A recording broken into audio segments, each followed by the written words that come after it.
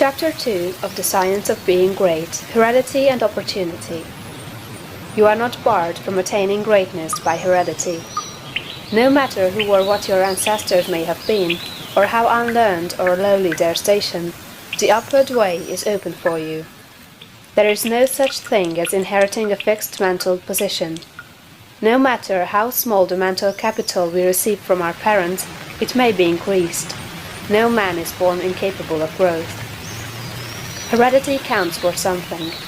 We are born with subconscious mental tendencies, as for instance, a tendency to melancholy or cowardice, or to ill temper.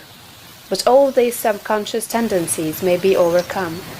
When the real man awakens and comes forth, he can throw them off very easily. Nothing of this kind need keep you down. If you have inherited undesirable mental tendencies, you can eliminate them and put desirable tendencies in their places. An inherited mental trait is a habit of thought of your father or mother impressed upon your subconscious mind. You can substitute the opposite impression by forming the opposite habit of thought.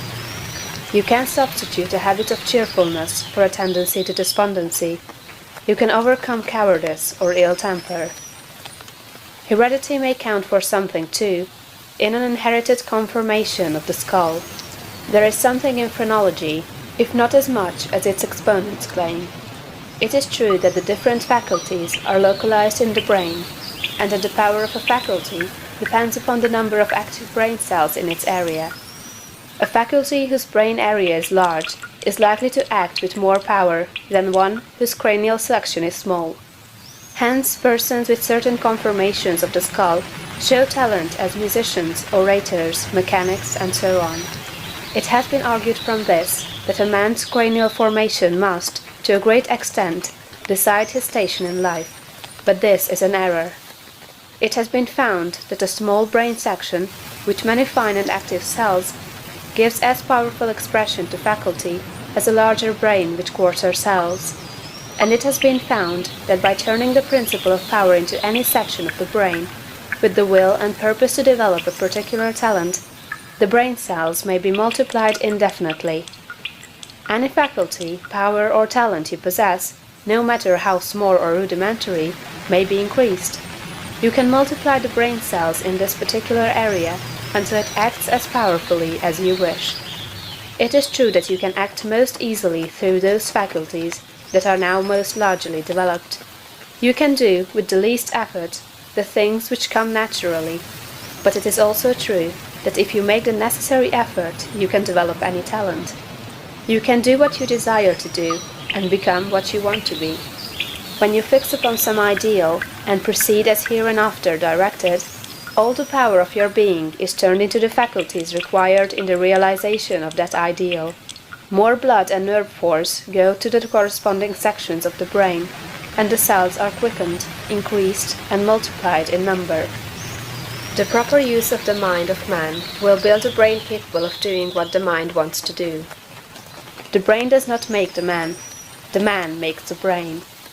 Your place in life is not fixed by heredity, nor are you condemned to the lower levels by circumstances or lack of opportunity.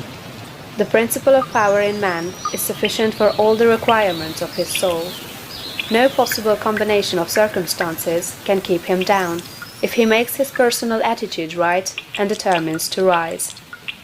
The power which formed man and purposed him for growth also controls the circumstances of society, industry, and government.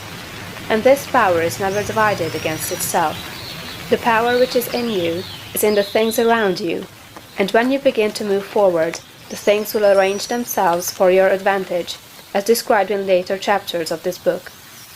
Man was formed for growth, and all things external were designed to promote his growth. No sooner does a man awaken his soul and enter on the advancing way, than he finds that not only is God for him, but nature, society, and his fellow men are for him also, and all things work together for his good if he obeys the law.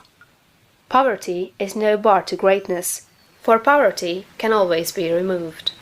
Martin Luther, as a child, sang in the streets for bread. Linnaeus, the naturalist, had only $40 with which to educate himself.